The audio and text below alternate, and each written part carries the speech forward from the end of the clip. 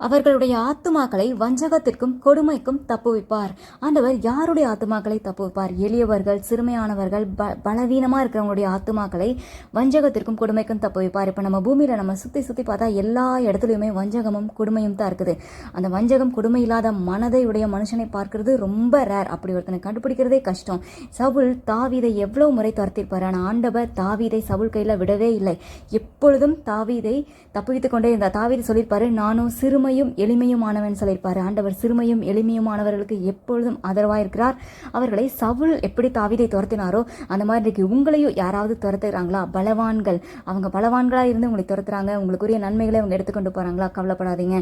தாவீதை ஆண்டவர் எப்படி சவுலின் கைக்கு தப்புவித்தாரோ ஒரு தடவை கூட தாவீதை சவுல் கையில் ஆண்டவர் விடவே இல்லை. அதே மாதிரி உங்களையும் ஆண்டவர் அந்த பலவான்களுடைய வஞ்சகத்துக்கும் கொடுமைக்கும் நீங்களாக்கி தப்புவிப்பார். உங்களை அந்த பலவான்களுடைய கையில் ஆண்டவர் விட்டு கொடுக்க மாட்டார். ஆண்டவர் உங்களை ரட்சித்து விடுவிப்பார். உங்களுக்கு தாவீதுக்கு எப்படி ஒரு சமாதானத்தை கொடுத்தாரோ உங்களுக்கும் ஆண்டவர் சமாதானத்தை தருவார். உங்களுடைய ஆத்மாவை அவர் வஞ்சகத்திற்கும் கொடுமைக்கும் தப்புவிப்பார்.